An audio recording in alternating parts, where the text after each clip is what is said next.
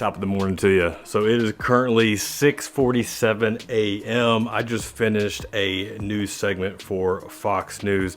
And just in case, you probably already know this, but people are doing these Zoom calls, Zoom interviews. This is what it looks like at 6:46 in the a.m. So we got business on the top.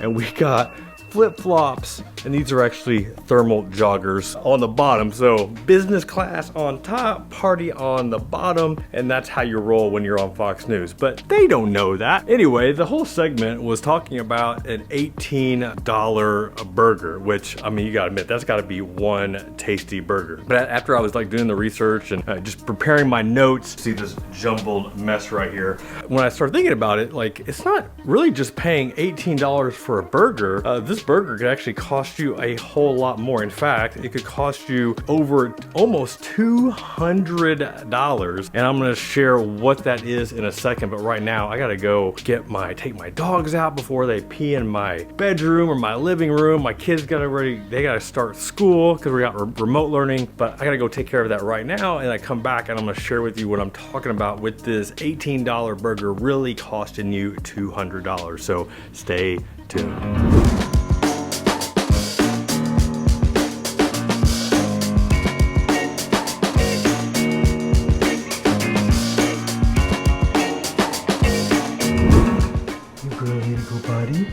You need to go potty? You need to go potty? Yes? Go potty? Okay, let's go.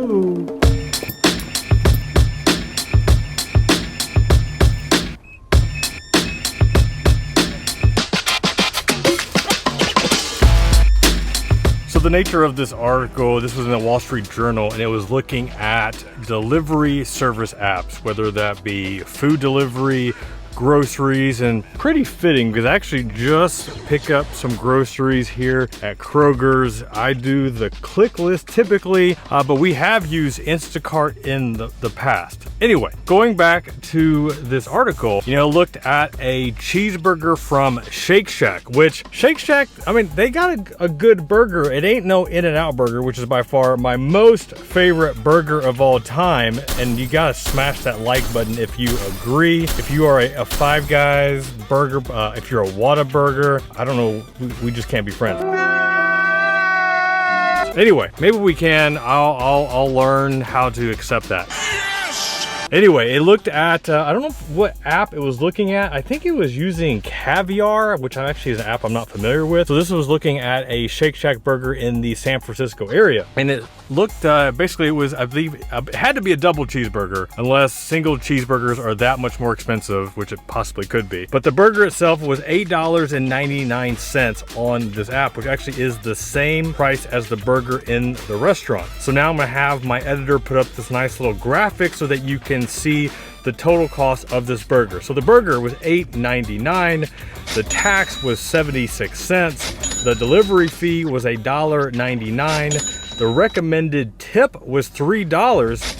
That's being very generous. You have a small order fee of $3, a service fee of $1.17, and then a total burger price of $18.91. And I know for our family, at the beginning of the pandemic, we were really ambitious. We were cooking, lunch and dinner for our 4 kids. And then after, when we realized, like everybody else did, that, oh, this isn't going away anytime soon, then we just kind of got burnt out. It's like, oh my gosh, like I'm tired of cooking. I'm tired of making meals. My wife and I were trading off, trying to help out. So then we started utilizing Grubhub, DoorDash, started doing Instacart, and we just kept doing that. And it went from doing it 1 to 2 a week to doing it like 4, 5, 6 times a week. I don't know if it was that much, but there was a time where it's like, oh, what are we ordering tonight? And then it wasn't until we actually sat down and looked at our budget, just trying to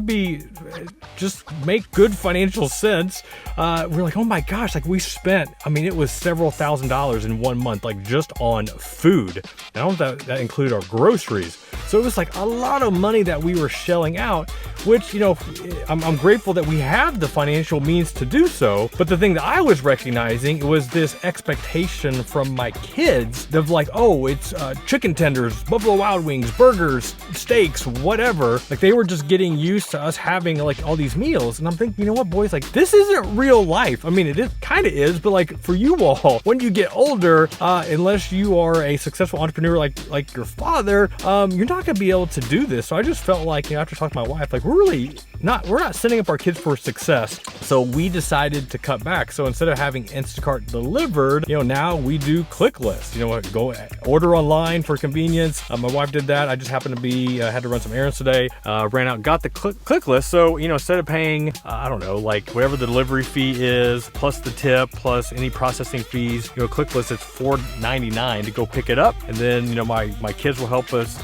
put the groceries away, and that is that. So that is just one of like our experience going through the pandemic. So I get the whole $18 cheeseburger. I mean, I would definitely kill for an In-N-Out burger, and I would totally drop $18. But to do so again and again and again, it doesn't make sense. And most people can't really afford it. But the crazy thing is like not just spending $18 for a $9 burger, but it's really opportunity lost because you could be losing a whole lot more. And let me show you why.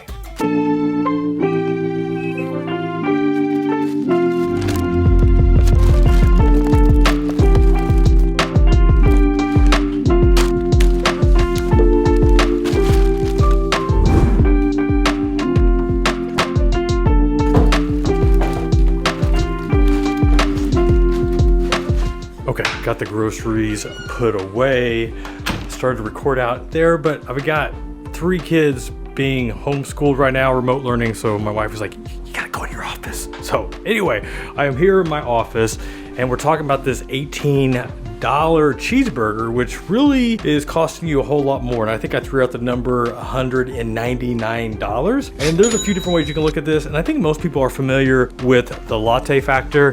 This is one of my favorite authors, David Bach. And I don't know if it's in this book. I can't remember which book he actually mentioned it. This is his Automatic Millionaire book, which I think this is the book that he mentioned it. But basically the gist is like, for people that are trying to save money, they're not investing, they're not putting their 401k because they're spending $3, $4, $5 a day on lattes. And you add that up over time, compounding interest, and like that is a whole lot of money. But you know, for a lot of people like that's a long time. Like trying to think of 20, 30 years in the future is hard for a lot of people.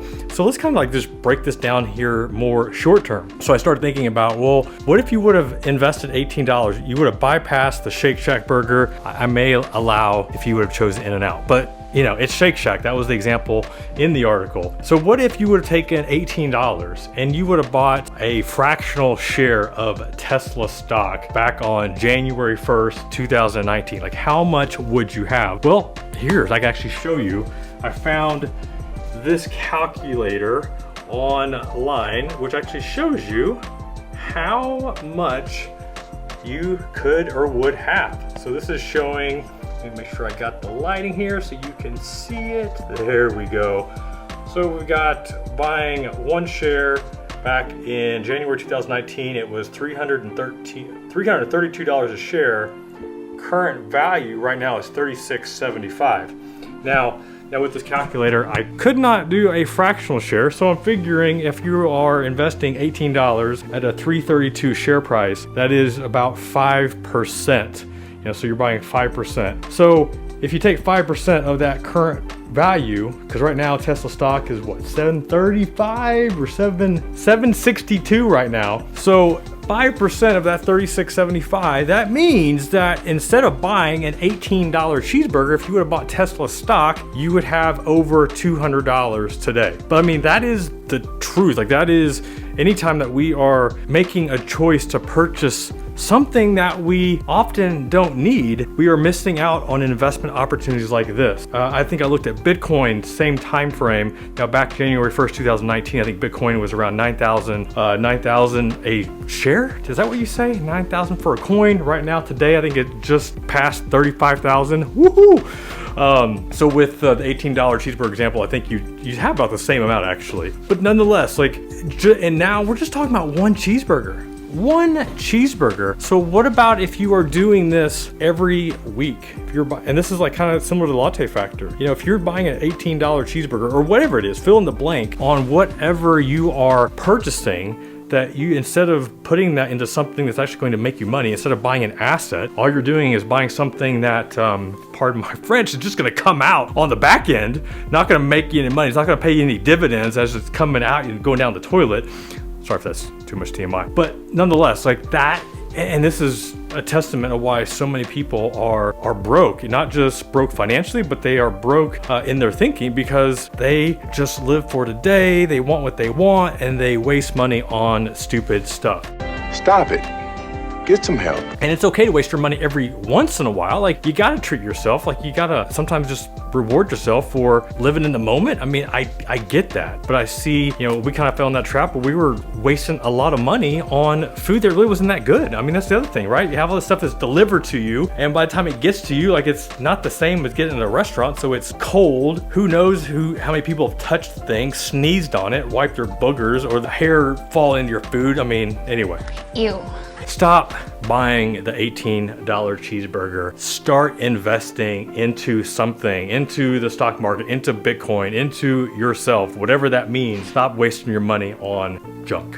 All right, y'all. Hope you enjoyed this video. Until next time, this is Jeff Rose reminding you that it's your money, it's your life, and only you can make it awesome. Until then,